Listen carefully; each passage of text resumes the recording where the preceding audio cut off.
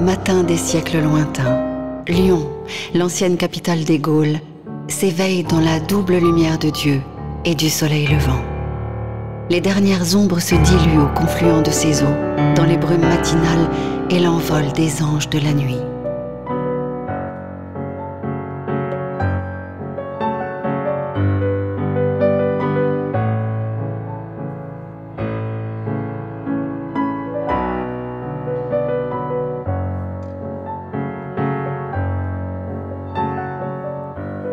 Alors naît l'éclat d'un jour nouveau.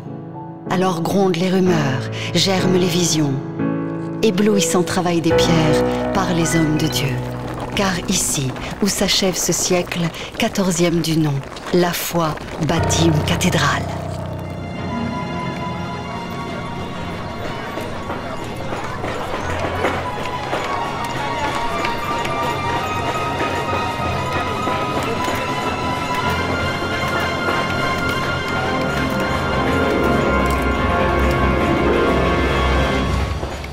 Voilà du bel ouvrage, Bertrand. Continue comme ça et tu tarderas pas à passer maître. Tu manies le maillet comme pas un... T'es vraiment doué. C'est que vois-tu, la pierre et moi, c'est comme qui dirait qu'on est mariés ensemble. Il faut la respecter, l'estimer, l'aimer. Alors, elle te le rend bien. Allez, si ta femme t'entendait, elle serait jalouse. Ma foi, tu pourras lui demander tout à l'heure. Elle va venir comme d'habitude avec le gamin, voir si tout va bien. Franchement, compagnon, j'ai de plus en plus hâte de voir le résultat final. Elle sera belle, notre cathédrale. Belle, je veux bien. Toutefois, je crains quelques défauts. Tout le monde sait qu'elle ne va pas toujours bien droit. Parlez plus bas. On a des visiteurs de marque. J'aperçois le maître d'œuvre, Jacques de Beaujeu, accompagné du cardinal de Talaru. Messire de Beaujeu, vous me voyez très satisfait de l'avancée du chantier. Quelle finesse! Si vous le voulez bien, monseigneur, je souhaiterais vous présenter à notre maître verrier. Vous verrez, l'homme fait des merveilles. Rien n'est trop beau pour la gloire de notre Seigneur. Ces hommes là-haut ont bien du mérite. La récompense sera au bout de leur peine, monseigneur. Pourtant, une chose me cause souci. Nous allons bientôt manquer de pierre pour la travée restante de la nef, ainsi que pour la façade. Et ce, malgré celle que nous réemployons des vestiges de l'Odéon, de l'ancien théâtre ou du forum de Fourvière. Ce qui n'est que justice, soit dit en passant. Il me plaît que ces ruines d'un autre temps s'effacent progressivement sous nos saints évangiles. Ironie de l'histoire, n'est-ce pas? Cependant, en ce qui concerne les pierres, le compte n'y est pas. En vérité, il va nous falloir trouver d'autres carrières, comme celle de Lucenay au Mont d'Or. Mais ce n'est pas tout près. Et le transport risque d'augmenter considérablement la dépense. Allons, messire, ne soyez pas pessimiste. Nous trouverons l'argent nécessaire, faites-moi confiance. N'oubliez pas, cette cathédrale sera un symbole fort, celui de la victoire du christianisme sur le paganisme. Vous avez raison. Et la grande rosace au sommet du portail d'entrée en sera le parachèvement. Un hymne à la lumière, mais aussi aux couleurs. Le rouge, pour rappeler le sang de nos premiers martyrs. Le vert, les bois, la campagne. Le bleu, la douceur, le rêve. Et enfin ce jaune, nouvellement utilisé, va apporter chaleur et luminosité. Bref, je m'attarde et vous rebats les oreilles de mes visions. Il est temps d'aller voir cet artiste qui dessine si bien nos futures verrières.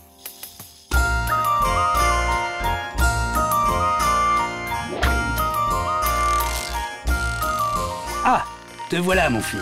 Tu es venu m'aider? Père, vous savez bien que je suis encore trop jeune pour le métier. Je plaisantais, Thibaut. Mais il sera bientôt temps d'apprendre. On en reparlera. Dites, messire Bertrand, c'est quoi ce que vous faites là aujourd'hui? Ah, Nicolas, cela t'intrigue. Eh bien, ma pierre est finie, prête à servir. Alors j'y mets ma marque personnelle. Chaque tailleur de pierre a la sienne s'il le souhaite. Comme ça, dans bien longtemps, on saura les noms de ceux qui ont travaillé à cette cathédrale. Allez, maintenant filez. Attendez les enfants, vous n'allez pas traîner tout près du feu du forgeron ou de celui du four du vitrier, c'est dangereux. Promis? Promis! Tu viens, Nicolas? Je ne voudrais pas être charpentier. Regarde-les là-haut, moi j'aurai le vertige. Et qu'est-ce que tu feras? Tailleur de pierre, et peut-être même plus si je me débrouille bien. Et toi? Moi, je serai horloger comme mon père. Tu viens? Je vais te montrer les mécanismes de la grande horloge astronomique. Pas maintenant, Nicolas. Je vais d'abord auprès du maître des vitraux. J'aime le regarder quand il dessine tous ses personnages. À tout à l'heure.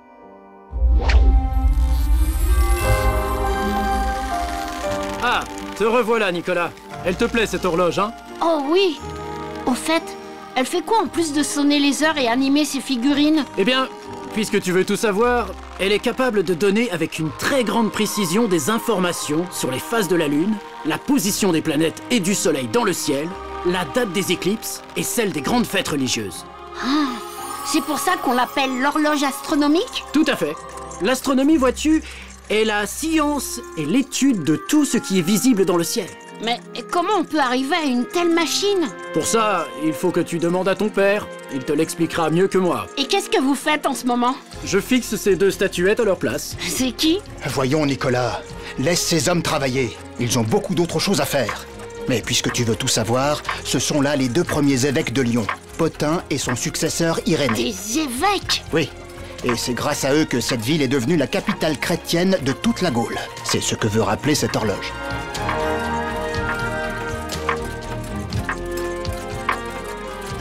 Ah, comme Nicolas aimerait pouvoir remonter le flot de l'histoire, inverser la course des aiguilles, naviguer jusqu'à la source de ces premiers temps dont lui parle son père. Il lui semble même voir le regard des statues glisser sur lui et leurs silhouettes se mettre étrangement à danser.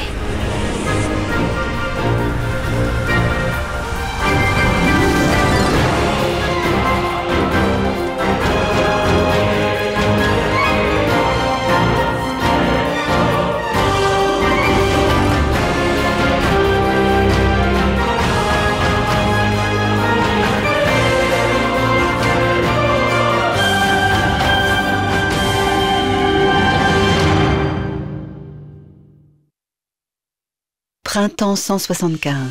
Lugdunum, l'antique Lyon, s'étale avec volupté entre les lits complices de ces 2 fleuves, l'Arar et le Rhodanus. Entraînés par le courant ou quelques capricieuses ondines, des éclairs dorés y naissent et meurent aussitôt sous le regard dominateur de la colline de Foro-Wétéré. Noces aquatiques éternelles sur l'autel de l'un des plus beaux confluents de la Gaule ancienne. C'est aujourd'hui jour de foire. Un à un, les étals s'ouvrent et livrent aux yeux d'un public impatient des trésors venus d'Orient et d'Occident. Des odeurs de parfums, des senteurs de toutes sortes se sont répandues dans une foule au mélange étonnant. Gaulois, bretons, germains côtoient morts, ibériques et égyptiens. Alors la belle, que diriez-vous d'un de mes vases pour y déposer les fleurs de votre jardin? Ou celles de votre amoureux? Non, désolé. Pas aujourd'hui. Regardez donc plutôt mes pots. Aux fleurs, il serait mieux que dans les siens où elles se faneraient aussitôt. Non mais vous entendez ça? Ça se prend en potier et tous ces vases vont de travers comme les ivrognes quand ils ont trop bu. Voici la déesse Cybèle et le dieu Attis.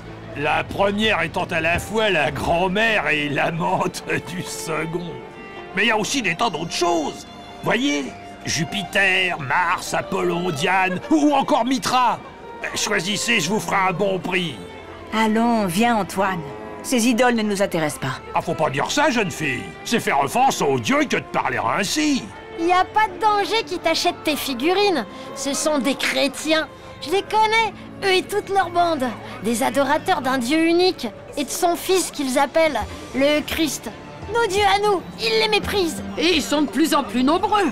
On les voit partout, jusque dans l'administration de la cité. Et ils prennent les bonnes places. On va quand même pas tolérer ça. Tu vois Antoine, notre Dieu n'est pas dans ces statues de pierre, d'argile ou de bois. C'est ici, dans notre cœur, qu'il est bien vivant. Je sais bien, Agathe.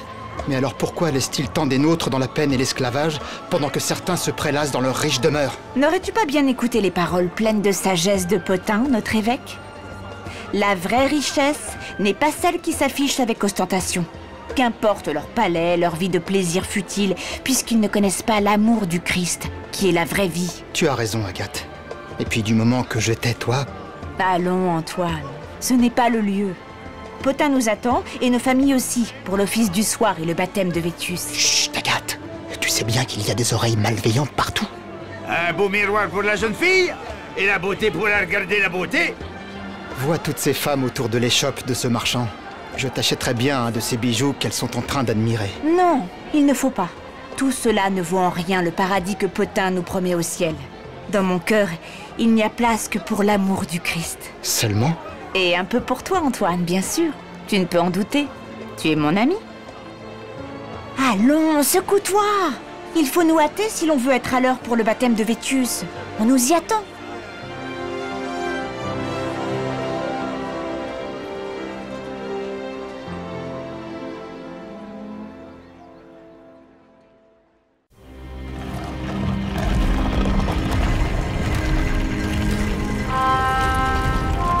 Vétius, as-tu en cet instant la ferme volonté de partager notre espérance en un Dieu unique, créateur de toutes choses sur cette terre et dans le ciel?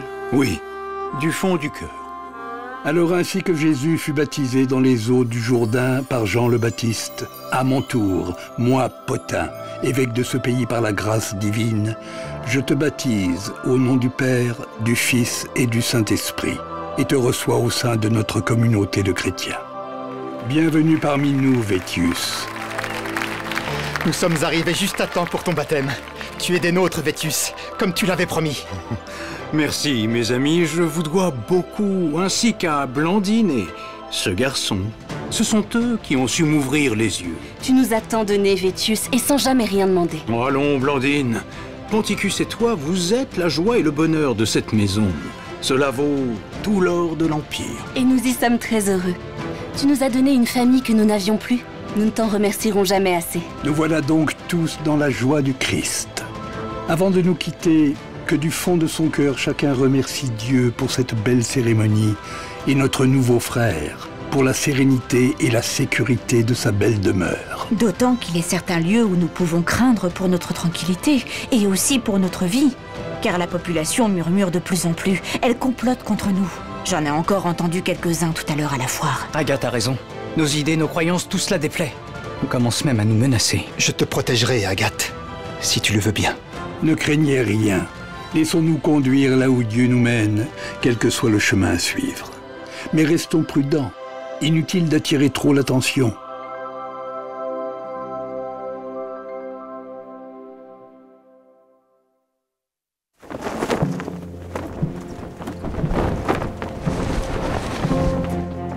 Mai 175, au campement militaire de Marc Aurèle en Germanie, à la frontière du Danube.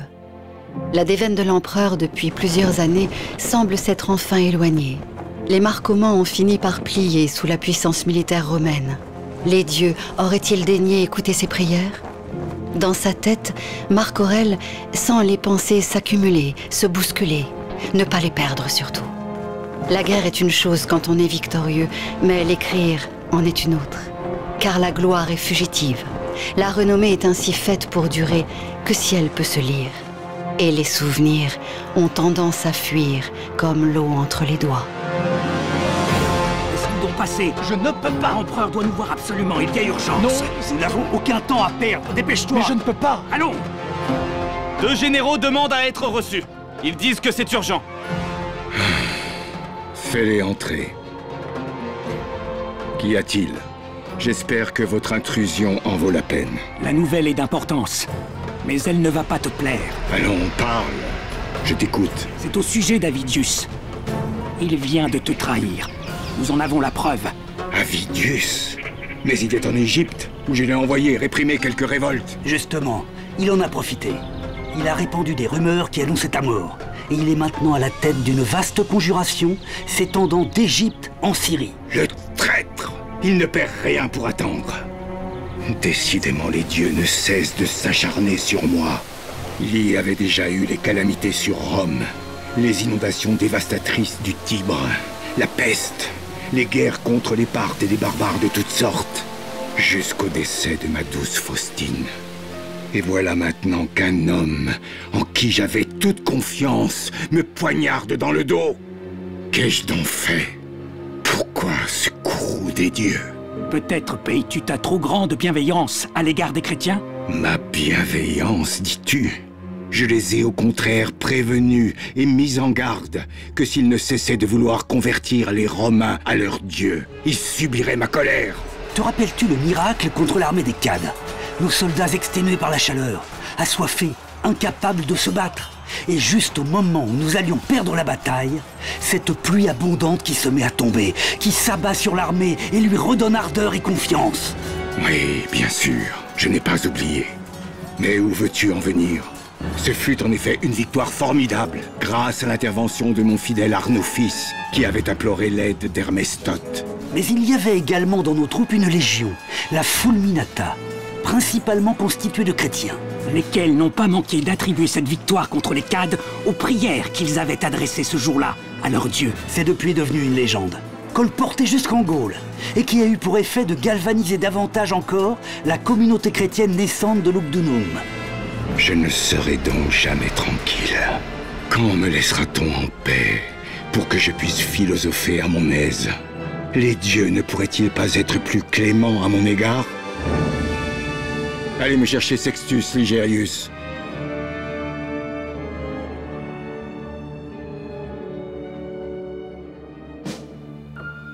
Sextus, mon fidèle ami, j'ai besoin de toi. Tu vas te rendre à Lugdunum, en Gaule, où tu prendras la relève de l'actuel gouverneur. Il semblerait que la secte des chrétiens y prend de plus en plus d'importance. Je veux que tu ailles te rendre compte par toi-même. Si cela était, agis en conséquence. Sois ferme. Et au besoin, n'hésite pas à prendre toutes les décisions et sanctions que tu jugeras bonnes, afin de mettre un terme aux agissements de ces hommes et de ces femmes qui non seulement bafouent nos dieux, mais semblent vouloir nous imposer le leur. Tu peux compter sur moi, Marc Aurèle. Ce sera fait.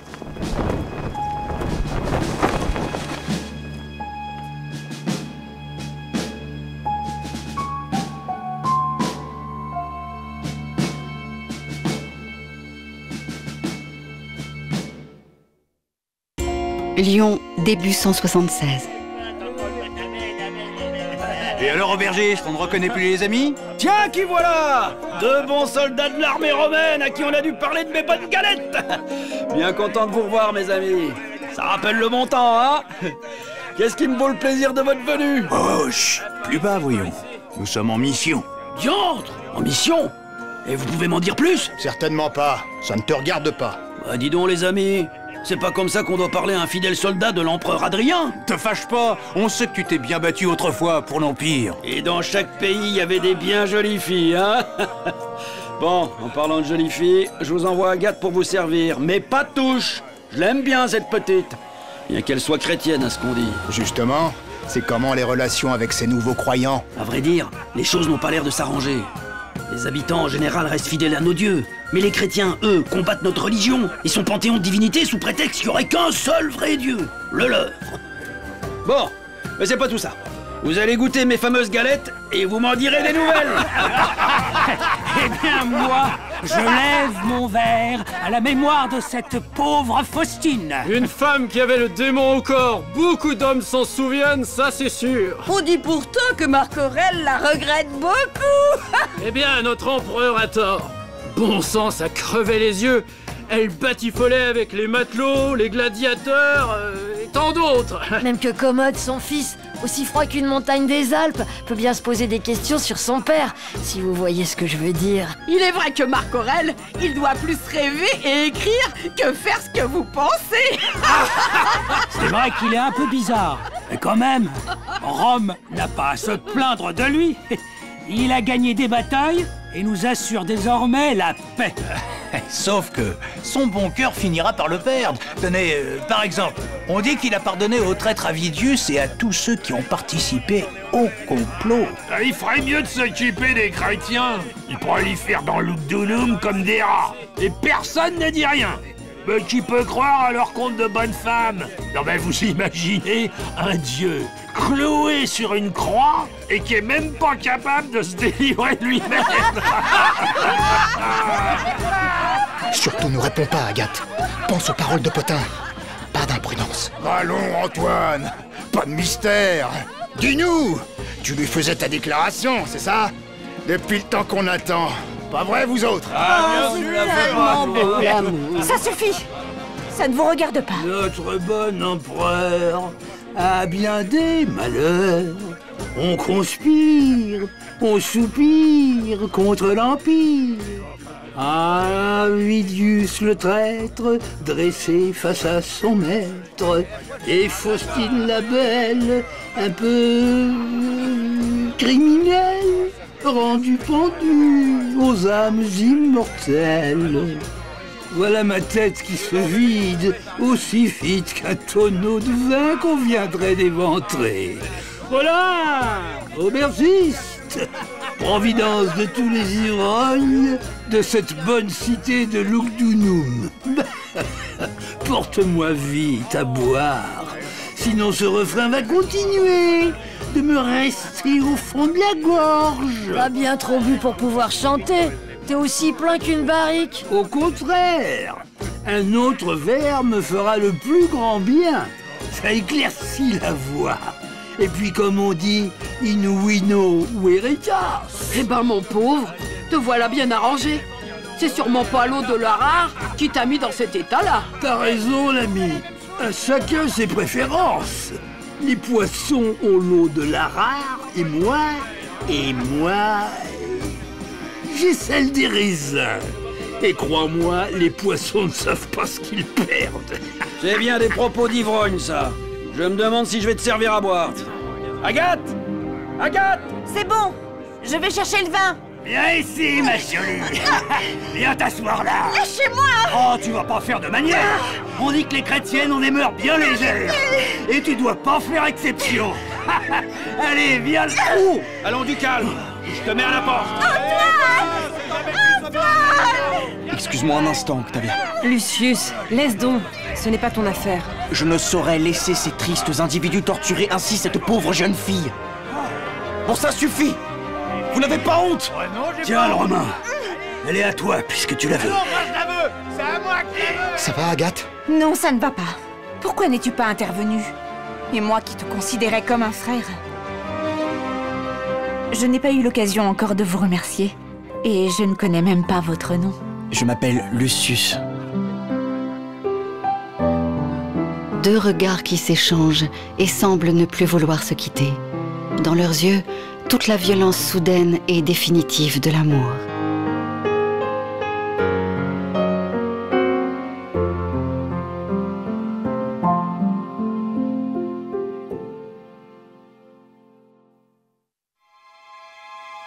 Non et non, je ne comprends pas. Pourquoi avais-tu besoin d'intervenir? Je ne pouvais pas laisser cette pauvre fille aux mains de ces crapules. Pauvre, mais jolie, n'est-ce pas? Si tu veux. Et alors? Alors? Ta fiancée, c'est moi, et non pas cette idiote. Ne l'insulte pas. Ah, voilà que tu la défends encore maintenant. Cette fille n'avait pas fait de mal et il aurait fallu qu'elle accepte tes propos et les avances de cette ivrogne. C'est une chrétienne. Tu as l'air de l'oublier. Et puis quoi? Les chrétiens sont des hommes et des femmes comme les autres. Je ne comprends pas cette haine qu'on leur manifeste, ni les brimades et les sévices ignobles qu'on leur inflige. Mais ils méprisent nos dieux. À chacun ses dieux. À mes yeux, cela n'a aucune importance. Forcément, tes yeux ne voient que cette Agathe. Ah, ne recommence pas. Dis plutôt qu'elle t'a fait tourner la tête. Mon pauvre Lucius, je ne te connaissais pas si faible. Bon, on va dire que c'était juste un moment d'égarement et que demain toute cette histoire sera oubliée. Maintenant, Octavia, laisse-moi, veux-tu? Comme il te plaira, Lucius. Mais je te conjure de laver au plus vite cet affront que je ne pourrais supporter davantage. Octavia, va-t'en!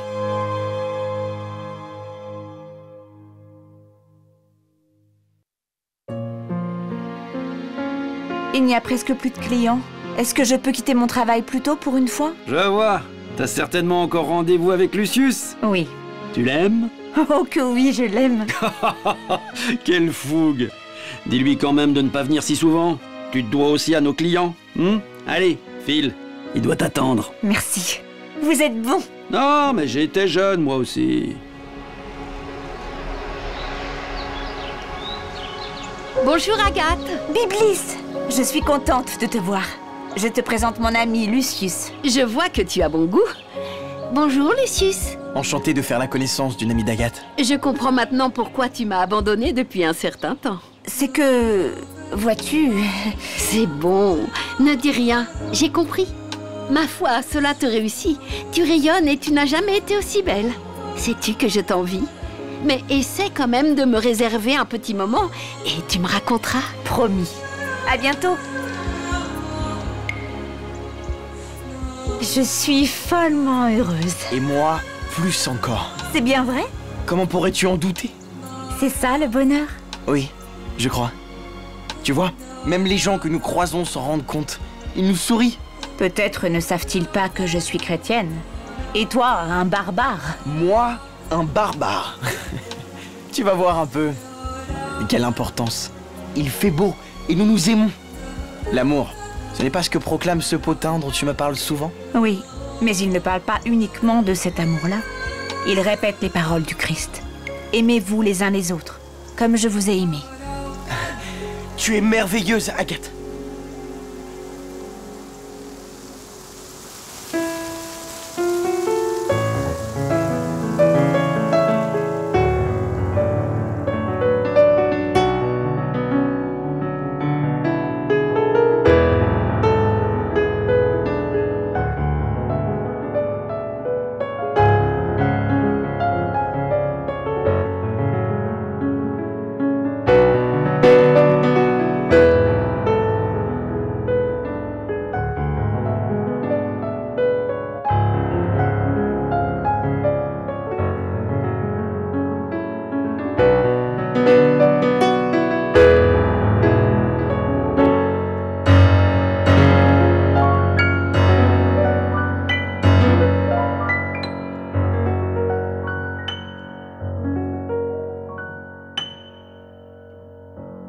Automne 176. J'ai pensé qu'il fallait que je vous prévienne dès que j'ai appris pour votre mari. Tu as bien fait, Antoine. Mais qu'est-ce qu'on va devenir s'il le garde en prison? Il saura se défendre. Rien n'est encore perdu. Ce doit être à nouveau une machination de ces Romains. Tout leur est bon pour essayer de nuire aux chrétiens. Et ce n'est pas la première fois, vous le savez bien. Et Agathe qui n'est toujours pas là. Son travail est pourtant fini depuis longtemps maintenant. La voici qui arrive. Je l'entends. Je suis en retard. Les clients étaient nombreux. Mais qu'est-ce qui se passe ici? Pourquoi ces pleurs? Antoine est passé pour nous annoncer la triste nouvelle. Ton père a été arrêté. On lui reproche d'avoir volé des amphores à l'un de ses voisins, aux entrepôts de Canabae. Père n'aurait jamais fait ça. C'est impossible. Et toi, Antoine, tu aurais pu au moins attendre que je sois là? Tu n'avais qu'à rentrer plus tôt aussi. Les clients ont bon dos. N'étais-tu pas encore avec ce Lucius que tu connais à peine? Qu'est-ce que tu sous-entends? Ne vous disputez pas. Ce n'est vraiment pas le moment. Oh, c'est toi! Dieu soit loué! Mais que s'est-il passé? Je vois que vous étiez déjà au courant. Cessez de vous inquiéter. L'affaire est résolue grâce à l'intervention de notre frère avocat. Oh, il s'agissait simplement d'une erreur de livraison. Le voisin a été trop pressé de porter son accusation. Je n'ai pas eu de mal à comprendre ce qui s'était passé et à confondre le bonhomme, lequel, manifestement, ne vous veut pas que du bien. Il faut nous méfier. Nous sommes tous surveillés et je n'augure rien de bon pour l'avenir. Nous voilà une fois de plus avertis. Merci encore, Vétus. Dis-moi combien je te dois. Il n'en est pas question entre nous. Nous devons nous entraider. Et si mes capacités professionnelles peuvent servir...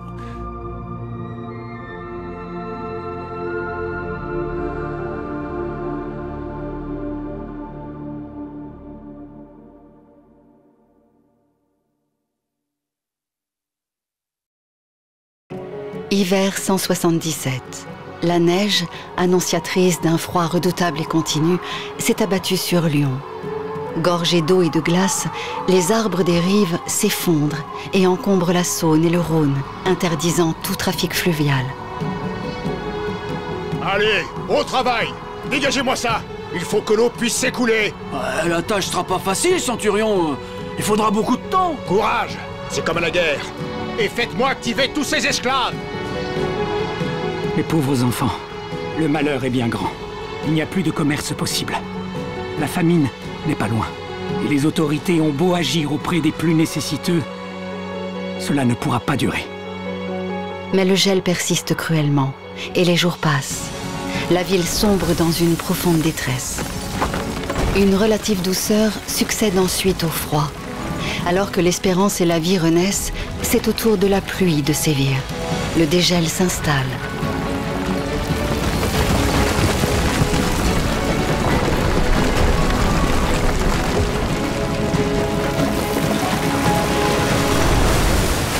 Le résultat ne se fait pas attendre. Des crues sans précédent inondent les abords des deux fleuves, interdisant toujours le trafic. L'eau ne cesse de monter, détruisant les dépôts commerciaux des rives, dont celui des parents d'Agathe. Je ne peux même plus aborder sur l'île de Canabae et pénétrer dans le hangar. Seigneur, aidez-nous. Voyez notre infortune. La faim et la misère rôdent tout autour de nous. Il ne faut pas perdre espoir, mère.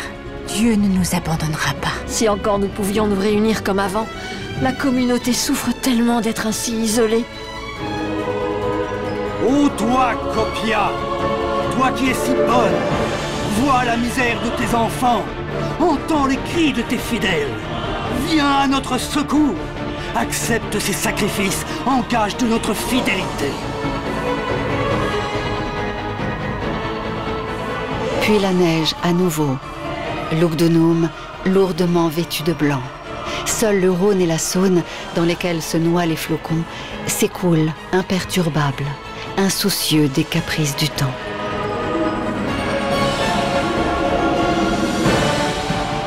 Nos prières n'ont pas l'air de toucher nos dieux. J'aimerais pourtant qu'ils nous témoignent un peu plus de sollicitude. Peut-être sont-ils en colère, Sextus Ligerius. En colère? Mais pourquoi? À cause des chrétiens. Tous nos efforts ne parviennent pas en effet à leur faire renier leur religion. Et si le centurion disait vrai? Les processions ont beau se succéder, boucs et brebis être sacrifiés, rien n'y fait. Ne sont-ce pas en effet les chrétiens qui auraient provoqué les dieux? Lesquels, en représailles, auraient infligé cet hiver qui n'en finit pas à Lyon? Sextus Ligerius est songeur. Cela ne peut durer. Ces maudits chrétiens vont payer, dès que l'hiver aura cessé. Réjouissons-nous, mes frères. Nous accueillons aujourd'hui plusieurs nouveaux adeptes, en particulier ce garçon que notre sœur Agathe a su conduire jusqu'à nous. Vous ne pouvez pas être dupe à ce point! Lucius est un Romain! L'accepter, je l'affirme, c'est comme faire entrer le loup dans la bergerie! Voyons, Antoine, depuis quand refusons-nous des fidèles que la main de Dieu nous envoie? Ne fais pas injure à Agathe, je te prie. Lucius est sincère et son cœur est pur, éloigné de toute mauvaise intention. J'aimerais aujourd'hui, frères et sœurs, évoquer avec vous le souvenir de l'évêque Polycarpe, mort en martyr à Smyrne, en Asie. Notre frère Irénée, ici présent, et moi-même, avons eu le bonheur de le connaître avant de nous rendre jusqu'à Lyon. Je l'entends encore parler avec tant d'intelligence du Dieu créateur et de ce que le Christ a à jamais noué avec l'humanité.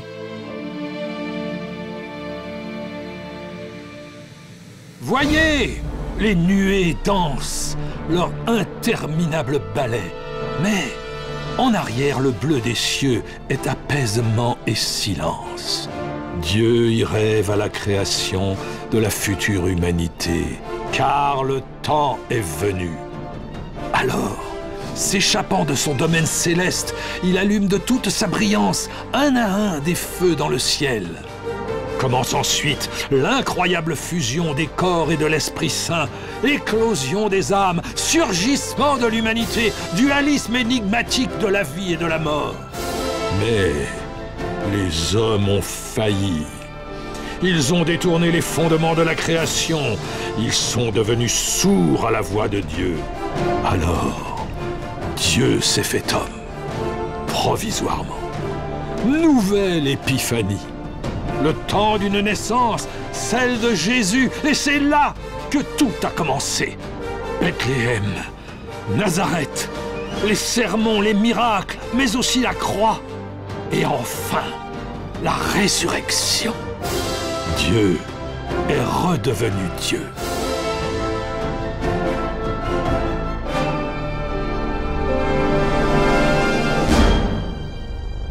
Que se passe-t-il, Marcus? Deux des nôtres viennent de se voir refuser l'accès aux thermes. Mais pour quelle raison? On les accuse d'actes abjects et même d'être les responsables des récentes catastrophes à Lyon.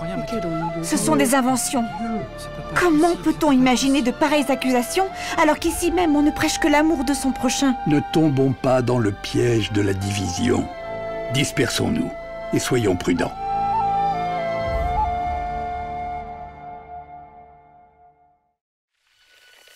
Le printemps s'épanouit enfin. Les habitants de la capitale des Gaules s'évadent vers la colline Foro-Éthérée et l'amphithéâtre pour y chercher en altitude un peu de fraîcheur.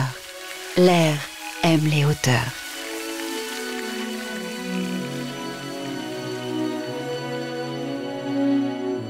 Mais soudain, nouvelle catastrophe. Sur le corps de certains malheureux apparaissent inexplicablement des sortes de bubons purulents qui entraînent d'insupportables souffrances et la mort à coup sûr. Mais qu'est-ce qui nous arrive?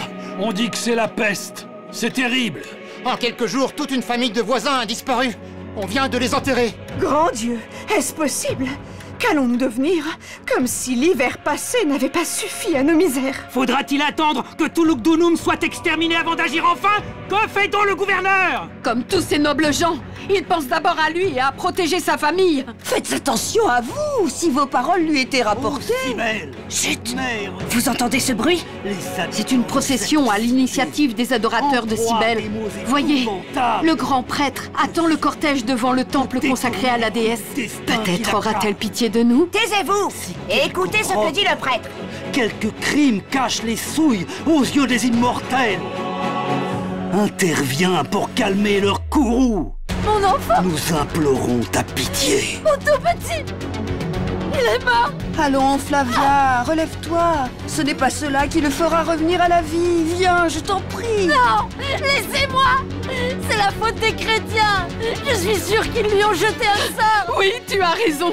Les responsables, ce sont eux! Eux qui sans cesse offensent les dieux de l'Olympe, qu'ils ne veulent pas adorer! On dit aussi qu'ils ont empoisonné des aqueducs et que ça serait la cause de la maladie. Même que chez eux, les filles couchent avec leur père. Ou bien encore qu'ils mangent de la chair humaine quand ils se réunissent en cachette. C'est épouvantable ce que vous dites là. Ce sont de terribles mensonges. Vous devriez avoir honte, vous, des mères de famille, de dire de pareilles horreurs devant cette pauvre femme qui pleure son enfant. Vous ne seriez pas chrétienne, vous, des fois? Oui, alors? Nous ne sommes pour rien dans ce qui arrive. C'est une maladie qui n'a rien à voir avec les religions. Vous voyez bien que vos dieux sont impuissants. Je crois bien qu'elles ont raison. Et j'ai surtout peur qu'il y ait beaucoup de morts encore cette fois-ci. Évidemment, toi tu défends ces filles, parce qu'elles sont jeunes et jolies. Ramenez donc cette pauvre femme chez elle. Et allez chercher quelques remèdes auprès de Vitellius s'il en a. Ne vous méprenez pas. Ce sont ces sorcières qu'il faut brûler. Attrapons-les. Vous êtes fous. Je ne vous laisserai pas faire. C'est ce qu'on va voir. Allez, vous les bas, venez m'aider. Arrêtez-les, ce sont des chrétiens. C'est elles qui ont porté mal.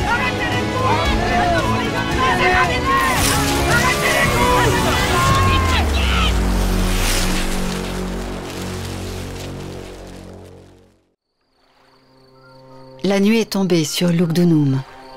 Au pied de la hauteur où Cybèle s'est assoupie dans son temple, face à la colline où s'accroche l'amphithéâtre, l'île de Canabae a cessé toute agitation commerciale. Les lieux sont déserts, sauvages presque. Des mauvais esprits, dit-on, y errent quand dorment les dieux. Des bruits courent à la crête des clapotis de l'Arar, et les herbes sauvages se courbent sous d'invisibles pas. Peu nombreux sont ceux qui s'y hasardent la nuit.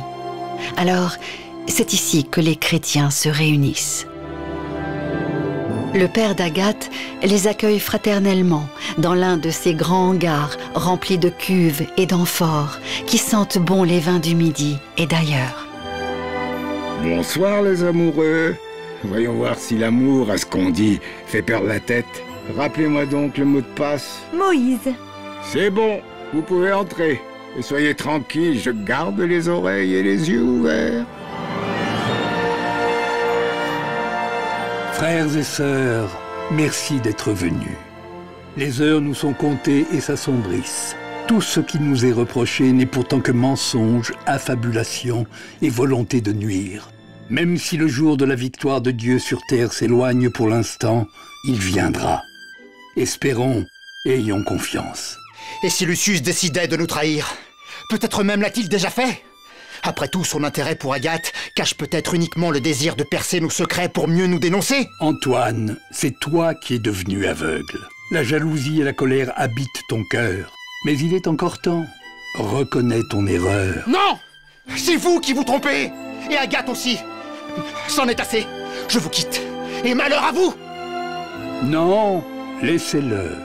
Le jour de la mort, c'est Dieu qui séparera le bon grain de l'ivraie. Ce n'est pas à nous de le faire. N'avez-vous rien entendu? On dirait qu'on parle dehors. Peut-être avons-nous été suivis. Ne craignez rien. Nous avons un bon gardien. Il nous préviendrait s'il y avait danger. Agathe a raison. Il me reste à vous inviter à prier pour Antoine, car il est malheureux. Aimez vos ennemis et priez pour ceux qui vous persécutent, ainsi que le Christ l'a enseigné. Méditez ces paroles.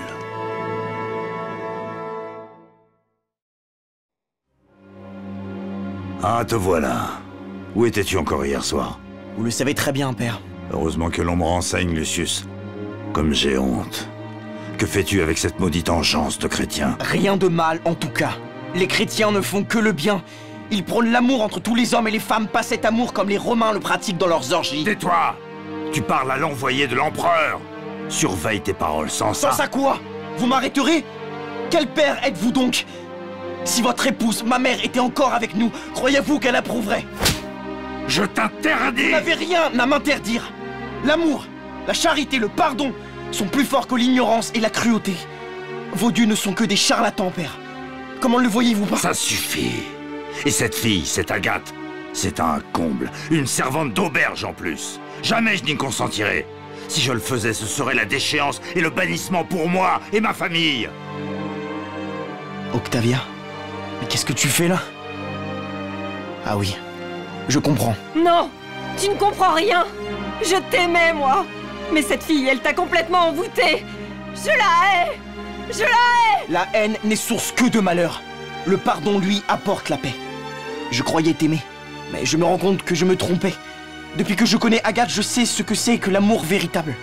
Tu ne peux ou tu ne veux pas comprendre. Et j'en suis désolé. Cette discussion n'a pas de sens. Marc Aurèle m'a envoyé ici pour que je rétablisse l'ordre dans notre bonne ville de Lugdunum. Mon devoir est d'obéir. Ces chrétiens qui se moquent de nos dieux et de nos cérémonies devront renier leur religion ou mourir. Quant à toi, Lucius, tu épouseras Octavia.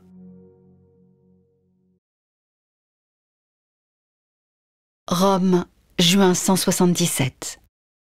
Quelle joie de te revoir, Éleuthère, mon frère! Oh, joie partagée, mon cher Irénée. Et en plus, je te découvre pape! Eh oui. Ah, les arcanes de la vie sont bien mystérieuses. Mais toi-même, comment as-tu trouvé Lugdunum? Oh, sa situation au confluent des deux fleuves lui donne un vrai charme, confortée par les hauteurs qui l'entourent. Elle mérite bien son statut de capitale des Gaules. Tu as bien saisi toute la valeur de cette ville. On dirait qu'elle a touché ton cœur. C'est ma foi vrai. Hélas, ce cœur saigne, Éleuthère. Tu n'es sans doute pas sans savoir que la situation de la communauté chrétienne y est cruellement menacée. Oui, bien sûr. Et j'en ai souci. Mais est-ce bien aussi dramatique qu'on le dit? Oh oui, je peux te l'assurer. Les supplices les plus cruels se multiplient pour ceux qui refusent de renier le Christ. Et ils sont nombreux à vivre ce qui s'apparente à la passion de Lugdunum. Le gouverneur Sextus Ligerius est intraitable. Il applique à la lettre les ordres que lui a donnés Marc Aurèle. Je ne comprends pas l'attitude de l'empereur. Jusque-là, il n'avait pas manifesté d'hostilité envers les chrétiens. Tu dis vrai, mais certains événements ont pu le perturber et le faire changer d'avis. Et Sextus en profite pour faire du zèle. Mais dis-moi, que devient notre frère Pothin? Il console, soutient et bénit tous ses martyrs. Mais sa santé faiblit, et je crains qu'il ne puisse encore longtemps entretenir la foi et l'espérance de ses frères et sœurs. Chemin faisant, il me vient peut-être une idée, Irénée. Tu es jeune, et les enseignements de Polycarpe te sont familiers. Lugdunum est un baptistère important pour notre Église. Accepterais-tu quand le temps sera venu de devenir le futur évêque de la Gaule romaine à Lugdunum? Éleuthère, mon frère! Mais je ne pourrais m'opposer à une décision de notre Saint-Père, le pape. Oh, ce n'est pas seulement le pape qui te fait cette proposition. C'est ton frère en Jésus-Christ, ou tout simplement un ami qui te tient en grande et fraternelle estime. Je ne peux donc qu'accepter.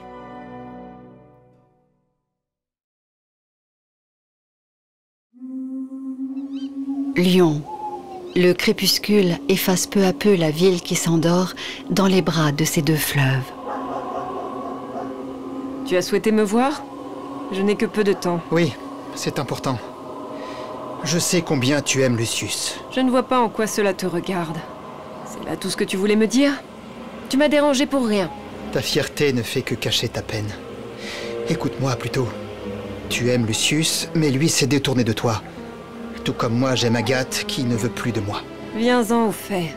N'as-tu pas envie que Lucius te revienne? Quand bien même. Je ne vois pas ce que tu pourrais faire. Détrompe-toi. Les responsables de nos malheurs, ce sont les chrétiens. Ils ne font plus de différence entre maîtres et esclaves. Ils disent que les plus faibles seront les plus forts quand ils seront près de Dieu. Ainsi menacent-ils toute la bonne société gallo-romaine dont tu fais partie. Agathe et Lucius ne se seraient certainement jamais rencontrés et aimés sans cette folle religion. Je ne vois toujours pas. D'ailleurs, toi-même, n'es-tu pas chrétien? Je ne le suis plus. Ce Dieu est responsable de mon malheur. Ce que je veux te proposer, c'est non seulement la vengeance, mais également le retour au bonheur pour chacun de nous deux. Cela me paraît bien difficile. Au contraire. Les chrétiens vont se réunir demain soir sur l'île de Canabae, dans les entrepôts du père d'Agathe. Potin compte y faire son dernier sermon. C'est dire que ses fidèles seront nombreux. Agathe y sera, bien entendu, mais Lucius n'y sera pas. Comment le sais-tu? Parce que c'est là que tu interviens, Octavia. Il faut que tu t'arranges d'une part pour annoncer cette réunion à Sextus Ligerius et lui faire comprendre que ce sera une belle occasion d'arrêter Potin et Agathe. Et d'autre part, il faudrait qu'il puisse retenir Lucius afin de l'empêcher d'y assister. Après tout, pourquoi pas? Le gouverneur ne sera pas difficile à convaincre. Prendre les chrétiens sur le fait, tout en sauvant son fils, il n'hésitera pas. Je vois que tu as compris. Mais ce n'est pas tout. Les chrétiens ne manqueront pas de s'étonner de l'absence de Lucius et imagineront sans peine que c'est lui qui les a trahis. Et Agathe? Que deviendra-t-elle? Elle sera évidemment désespérée. Mais il suffira qu'elle soit détenue un certain temps pour qu'elle en oublie Lucius. Un garçon qui, à ses yeux, aura doublement fait preuve de trahison. Envers elle et envers ce Christ. Lucius ne pourra prouver son innocence, et c'est dans tes bras qu'il viendra trouver consolation et réconfort. Alors, qu'en penses-tu? C'est ma foi bien imaginée. Je t'avais mal jugé, Antoine. Tu peux compter sur moi. Oui, c'est bien la passion des chrétiens qui s'apprête à se jouer. Ici, à Lugdunum, comme l'avait prédit Irénée. Mais ce qu'il ne savait pas, c'est qu'Antoine endosserait le rôle de Judas.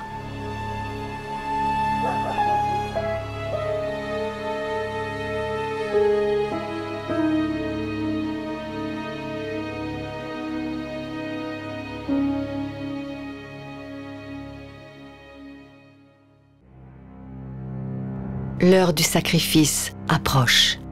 Pressentiment ou certitude? Tel le pasteur au milieu de ses brebis, l'évêque Potin promène sur ceux qui l'entourent un regard plein de souffrance et de compassion. Il sait que le loup n'est plus loin désormais.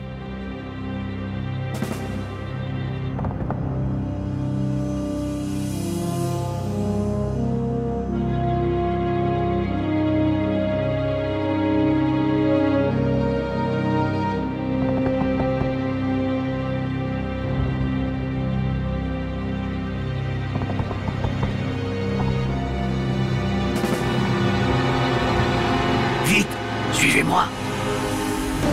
Allez, vite, rassemblez-moi tout ça. Nous retrouverons les autres plus tard. Lucius? Où est Lucius? Il n'était pas avec nous ce soir. Trahison. C'est lui qui a dû nous dénoncer. Non! Lucius n'aurait jamais fait ça. Il savait et il a eu peur. Agathe, comment peux-tu en douter? Lucius?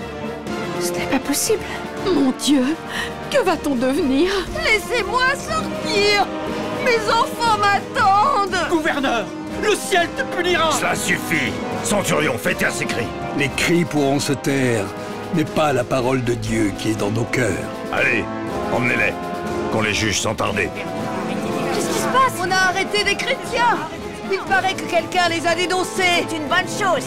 On va enfin en être débarrassé. Sextus Ligerius! Faut pas se réjouir trop vite! Il en reste!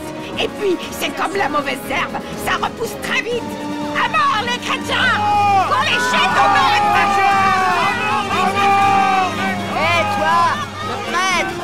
C'est le moment de prier ton Dieu pour qu'il vienne vous délivrer! Qu'il vous pardonne, dans sa grande miséricorde. On ne veut pas de ton Dieu, vieillard! Les nôtres sont bien meilleurs! C'est bon, vous autres! Rentrez chez vous!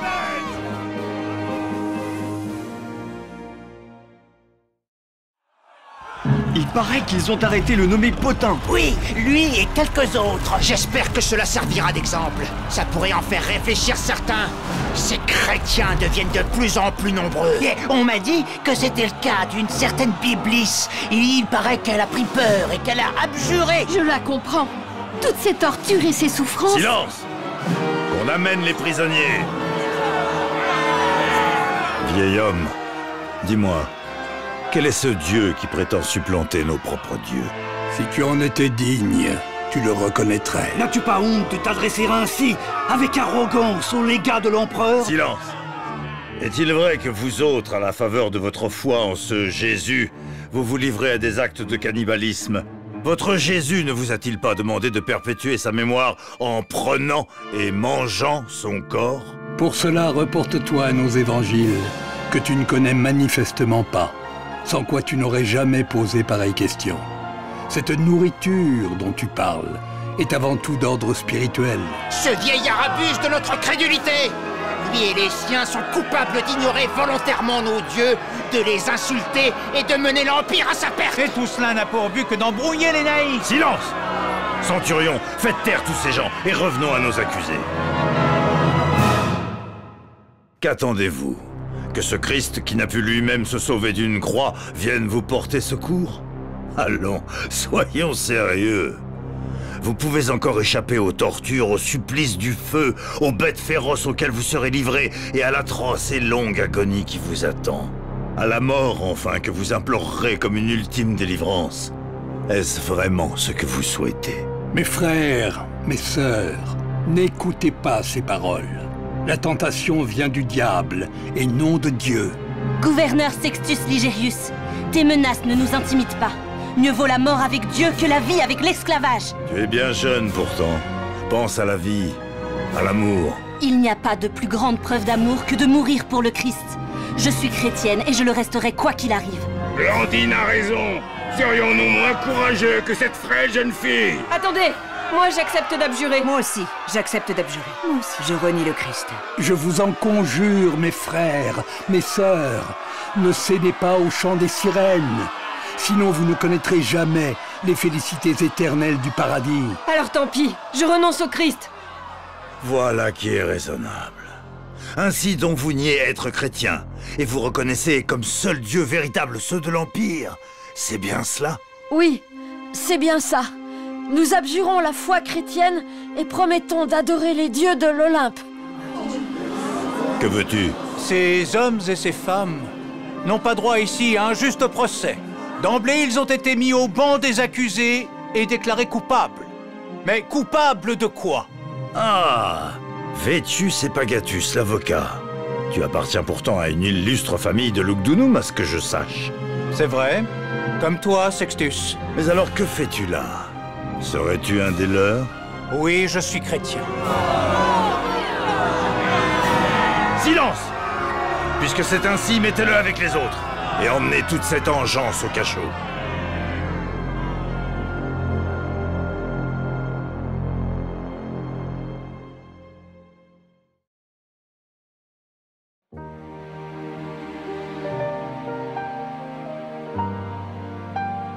L'enfer n'est plus quelque part au ciel.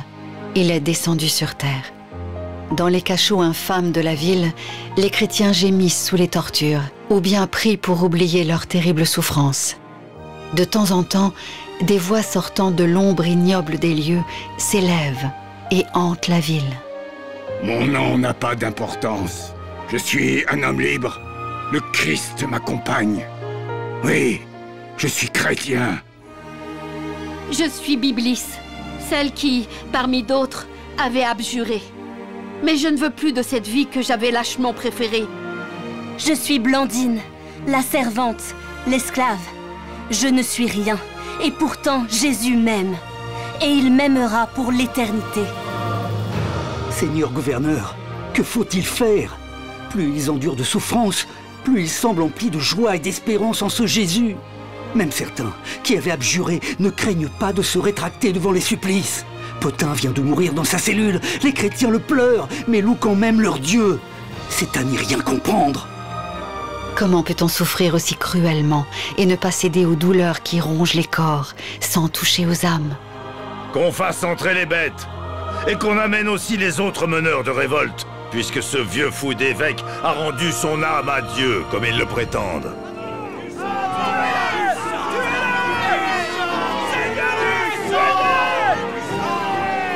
C'est le règne de la honte, celui des rires, celui des jouissances perverses et mortifères, celui d'un peuple qui ne sait plus ce qu'est la vie et qui réclame les jeux de la mort. Que ton nom soit sanctifié. Blandine ne cesse de prier.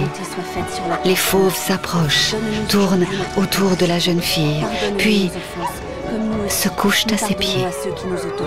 Est-ce le Dieu des chrétiens qui vient d'intervenir? Serait-il si puissant?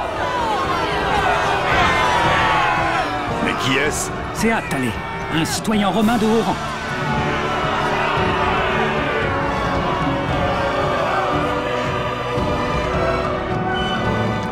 Sextus, pour la première fois, est en proie au doute. Tout ceci n'irait-il pas finalement un peu trop loin, au risque de devenir le terreau d'une véritable guerre civile? Ce n'est pas ce qu'il a voulu. Il sent que la situation lui échappe. Alors il fait arrêter le massacre et reconduire Blandine et Attalé dans leur cachot. Il est temps qu'il en réfère à Marc Aurèle.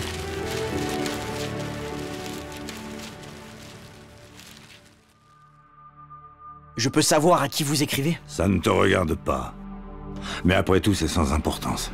Je faisais mon rapport habituel à Marc Aurèle, comme nous en sommes convenus, lui et moi. Vous ne croyez pas en avoir déjà assez fait? Il vous faut maintenant demander l'absolution de l'empereur afin qu'il cautionne vos crimes odieux? Je vois que tu n'entends rien à la politique.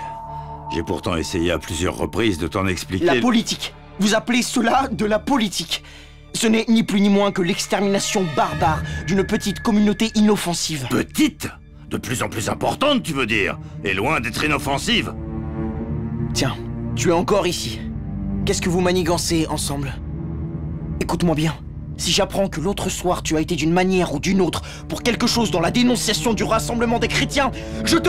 Tu oserais porter la main sur moi? Avec toutes les souffrances et les morts que tu aurais sur la conscience, je n'hésiterai pas! Je t'interdis de menacer Octavia! Vous n'avez plus rien à m'interdire, car cela vaut aussi pour vous, père. Si jamais vous veniez à faire du mal à Agathe... Écoute-moi bien, Lucius. Je ne sais pas ce que tu trouves à ta petite protégée, mais tu as intérêt à revenir à de meilleurs sentiments. Tu fais honte à ta famille, tu fais honte à Rome. Après tout, c'est Agathe. Il ne tient qu'à elle, comme aux autres, d'éviter la mort. Il lui suffit juste pour cela de renier sa foi absurde et abjecte. Vous n'avez rien compris. Absurde et abjecte, dites-vous? Alors que les chrétiens respectent la vie humaine et adorent un Dieu qui n'est que bonté, sagesse et amour, c'est vous qui me faites honte.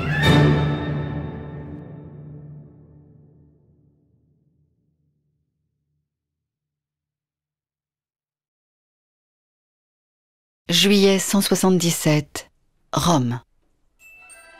Je savais, en nommant Sextus Ligerius en Gaule, qu'il saurait se montrer intraitable face à la menace chrétienne.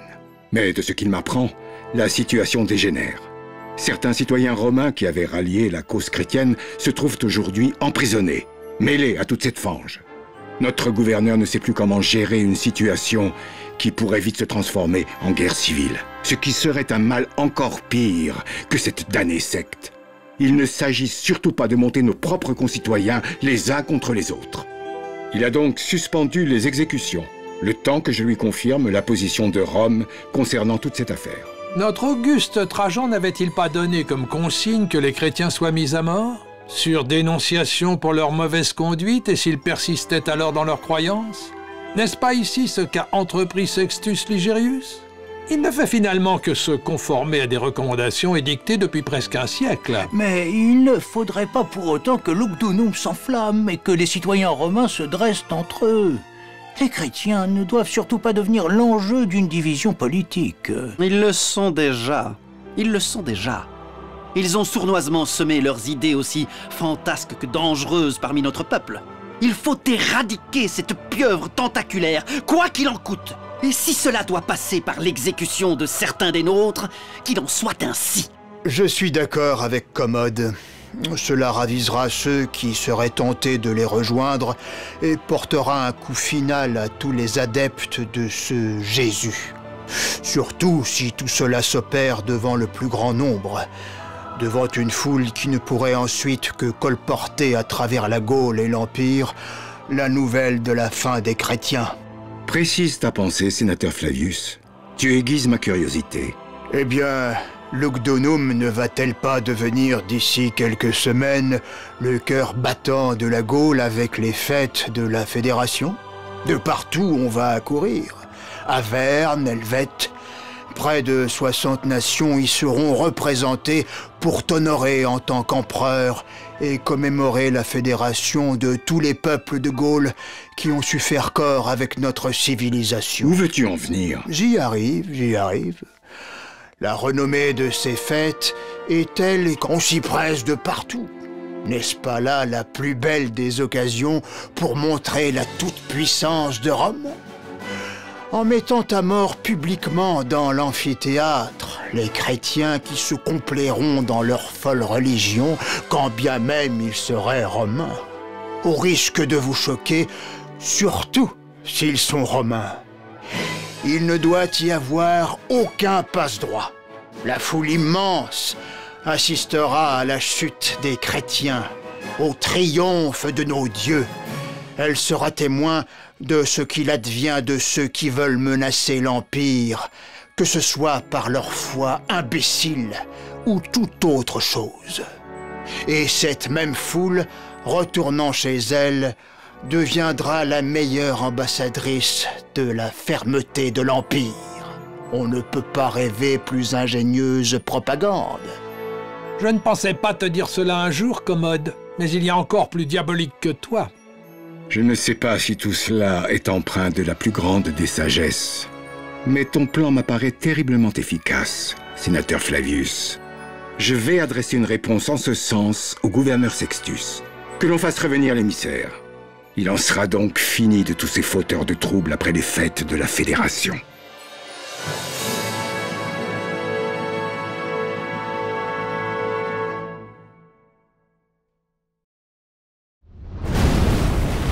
Août 177, fête de la Fédération. Le ciel endeuillé du sang des premiers martyrs s'étiole aujourd'hui sous les couleurs de l'Empire. Les rues pavoisées au blason de son nation. Tullus, sens tous ces parfums. Ils viennent d'Asie, ma très noble dame. Ce que vous sentirez si vous en achetez, ce sont l'odeur des sables et les parfums des harengs. Giulia, j'ai continué un peu de mon côté. On se retrouve à l'enclos des chevaux, d'accord? Entendu. Tullus? Je ne pensais pas te rencontrer, il y a tellement de monde. Tu es tout seul? Non, ma Giulia est un peu à la traîne. Elle en profite pour aller auprès des boutiques qui l'intéressent. Méfie-toi qu'elle ne dépense pas tout ton argent. Tu sais comment sont les femmes. Ça m'a fait plaisir de te revoir. Tenez, goûtez-moi ça. Ce vin vient d'Espagne. Je l'ai rapporté hier. Excellente. Mettez-moi des amphores de côté. J'enverrai mes serviteurs les prendre. Ah, je vous règle maintenant. Ah, voilà de bien beaux gaillards. Je voudrais bien que mon mari leur ressemble. Ce n'est pas le cas. Malheureusement, non.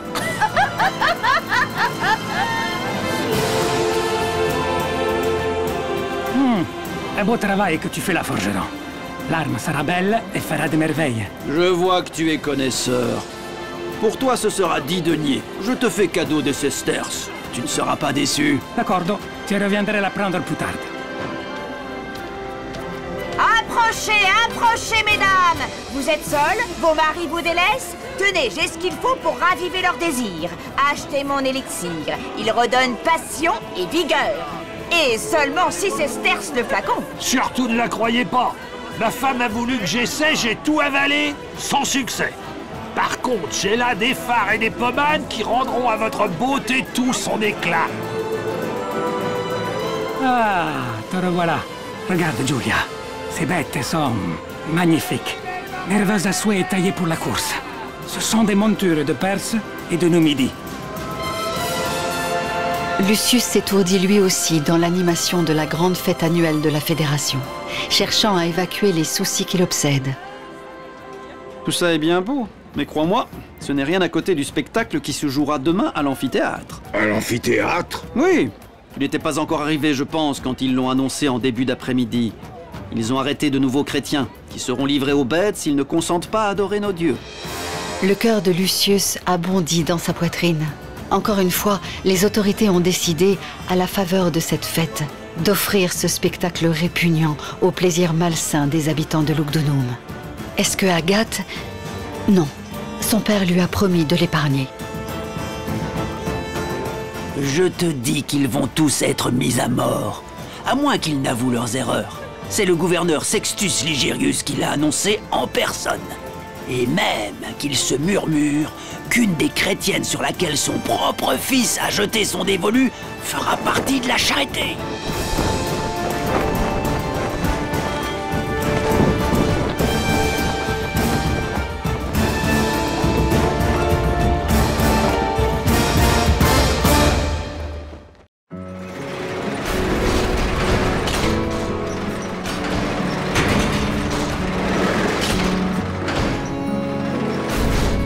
Garde, laisse-moi passer. Je regrette, mais c'est impossible. Comment impossible? Sais-tu seulement qui je suis? Fais-moi entrer. Désolé, j'ai l'ordre de vous en empêcher. L'ordre? Mais de qui? De votre père, le gouverneur. Ainsi mon père avait tout prévu. Il avait pourtant promis qu'Agathe... Ces quelques pièces d'or ne peuvent-elles pas t'aider à reconsidérer un peu les choses? C'est bon, donne. Mais fais vite. La prison. Il y fait sombre, et des relents d'humidité glissent sur les murs. On y devine les cachots, des ombres faméliques qui s'approchent des grilles. Lucius? Oui? C'est moi, Marcus. Mon pauvre ami, que t'ont-ils fait? Pardon d'avoir douté de toi, Lucius. C'est Antoine, le soir des arrestations à l'entrepôt, qui nous avait soufflé cette affreuse idée comme quoi tu nous avais dénoncés. Alors qu'en fait, le traître, c'était lui. Oublions cela. Tu sais où est Agathe? Elle n'est plus là, non. Ils sont venus tout à l'heure la chercher avec les autres. Pour les emmener où? Au forum, qu'ils ont transformé en tribunal. Hâtez-vous! Si quelqu'un venait à nous surprendre, je serais bon pour finir dans l'arène avec vous. C'est bon, j'arrive! Merci, Marcus. Et que le Seigneur t'ait en sa sainte garde.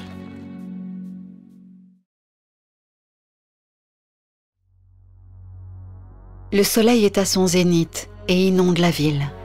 1000 reflets brillent à la surface de l'Arar et du Rhodanus, qui s'écoulent paresseusement sous le poids de la lourde chaleur du mois d'août.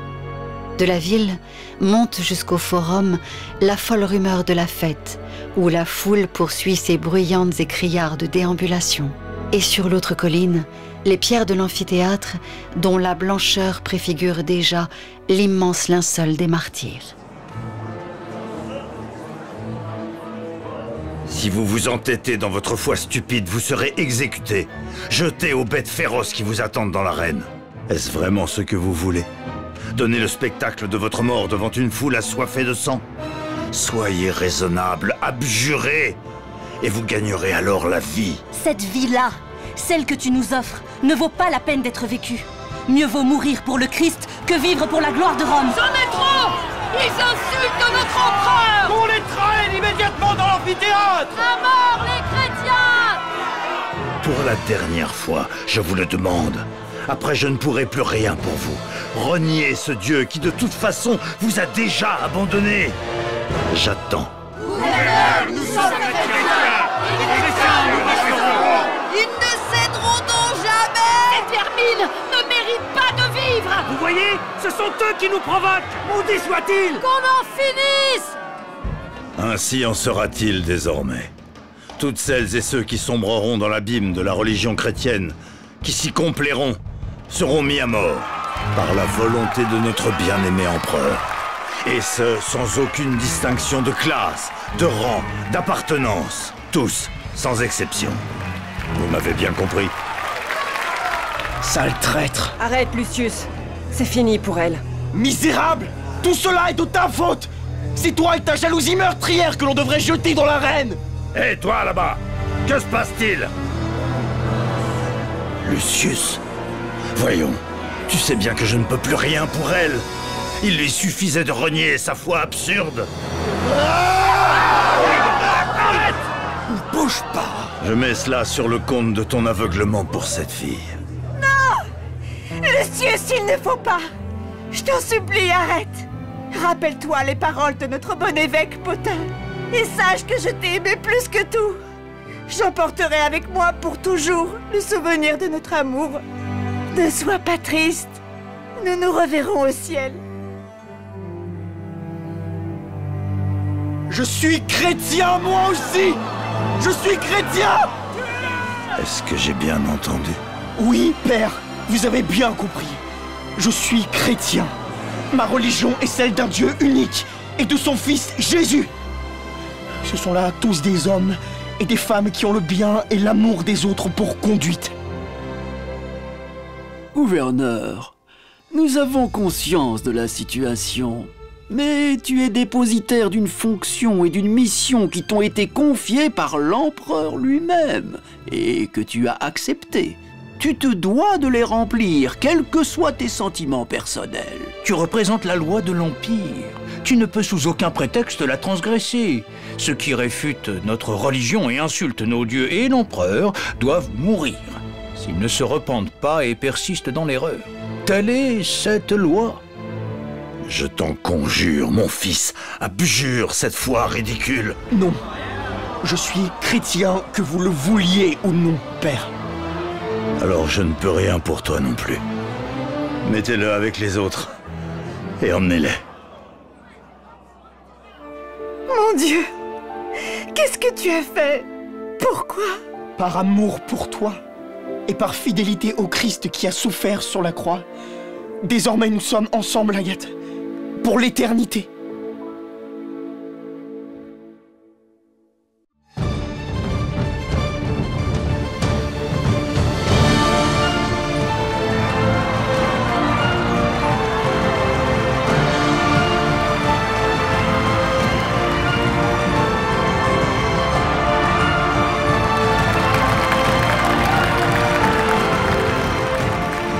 L'amphithéâtre au grand jour des fêtes de la Fédération. Pour rien au monde, les habitants et les visiteurs d'une soixantaine de nations qui ont voyagé vers Lugdunum n'auraient voulu manquer le spectacle qu'on leur a promis. Spectacle de torture et de mort. Spectacle de l'ignominie, de la bestialité des instincts primaires. La jouissance par l'innommable souffrance et par le sang versé des innocents.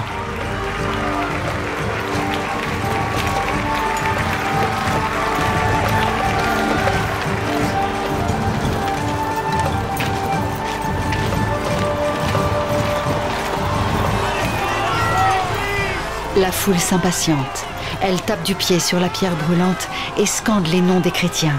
Byblis, Alexandre, Blandine, Ponticus, Agathe et Lucius.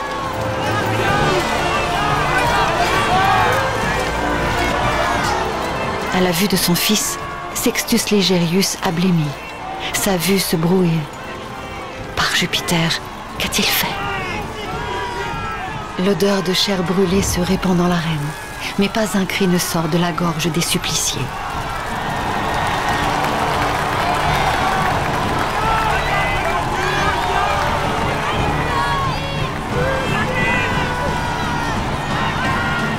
Les bêtes viennent d'être lâchées.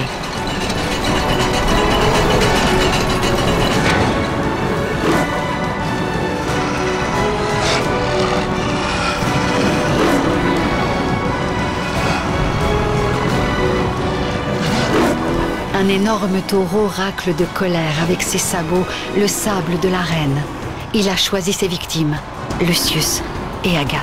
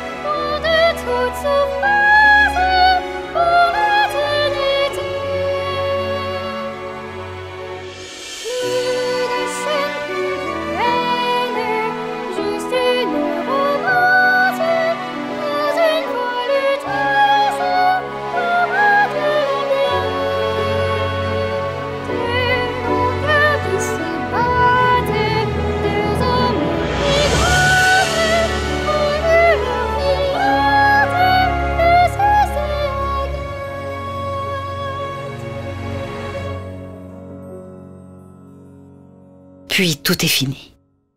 Alors la foule, lentement, se disperse. Certains, inquiets, regardent le ciel qui s'est soudain noirci au-dessus de la ville. L'orage sera bientôt sur Lugdunum.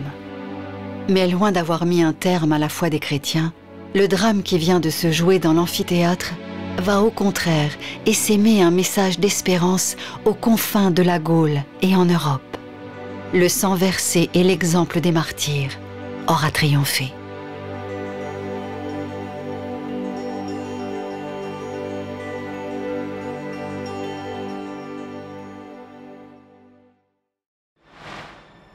La nuit a été difficile pour Sextus Ligerius. De temps en temps, il entend comme une voix qui l'interpelle. « Sextus Ligerius, qu'as-tu fait de ton fils ?» Oh, Lucius, que n'es-tu près de moi en cet instant de définitive solitude? Tant de souvenirs me reviennent en mémoire, et chacun d'entre eux s'enfonce dans mon cœur comme la lame d'un poignard.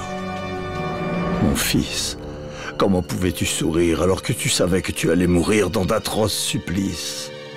Agathe était-elle un ange que votre Dieu t'avait envoyé? Je l'ai méprisée, insultée, parce qu'elle n'était qu'une esclave. Comme j'ai honte. Je te maudis, Marc Aurèle. C'est toi qui as armé mon bras pour en faire l'instrument d'un infanticide. Toi que l'on dit pourtant sage et philosophe. Tout comme je maudis cette loi romaine qui gouverne nos vies. Les raisons d'État doivent-elles à ce point aveugler celles du cœur et de l'esprit? En vertu de quoi une religion devrait-elle s'effacer devant une autre?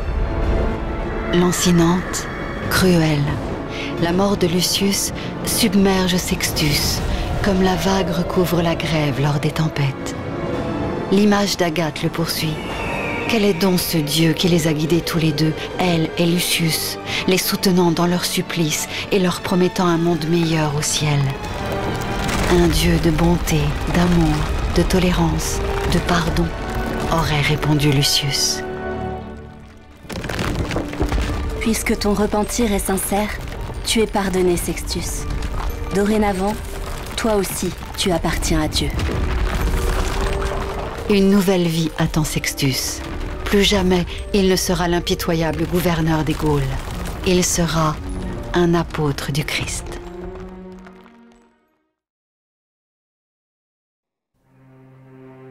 Peu à peu, Lugdunum retrouve la paix.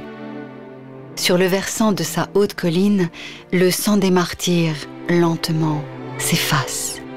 Parfois, pendant les nuits, certains croient encore entendre, comme un douloureux écho, les plaintes des suppliciés, charriés par l'Arar et le Rhodanus, qui les emportent au loin. Irénée, en nouvel évêque de Lyon et de Vienne, a consigné dans une grande lettre le récit des persécutions qu'il a adressées à tous ses frères chrétiens. Irénée, il se murmure que Sextus Ligerius, en proie au remords, aux turpitudes du doute, aurait rencontré le Christ dans toute sa grâce. À la suite de quoi, il aurait déserté la curie romaine et se serait enfui sur la route de la Terre Sainte. On peut donc espérer des jours meilleurs, mais ne rêvons pas. Marc Aurèle ne manquera pas de lui donner un successeur. En attendant, poursuivons l'œuvre que le Christ nous a léguée, car une ère nouvelle commence pour notre Église.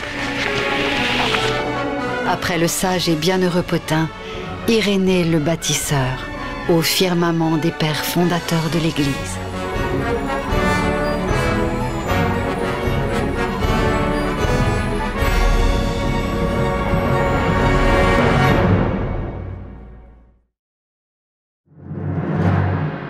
« 1379. La nuit ne va pas tarder. Des parcelles d'ombre s'installent progressivement ci et là, à l'intérieur de l'édifice. Un à un, les ouvriers ont quitté le chantier. Nicolas et son père sont restés, seuls. L'enfant est pensif. A-t-il rêvé? Était-ce la voix de son père qui a conté cette triste, mais si belle histoire? Ou bien celle du passé que les pierres glissent à l'oreille de ceux qui savent les entendre? Père, les pierres peuvent-elles parler? À leur manière, oui. Alors je les ai entendues. Peut-être, Nicolas. Mais les pierres n'empruntent pas les voies des hommes. Elles suivent un autre chemin, celui des rêves, celui du cœur. Elles disent le temps de la vie et l'au-delà de la mort. Elles disent la passion, l'intelligence et la sueur des hommes qui travaillent à édifier cette belle cathédrale. Tiens, regarde ce dessin gravé dans la pierre. C'est la marque de l'un d'eux.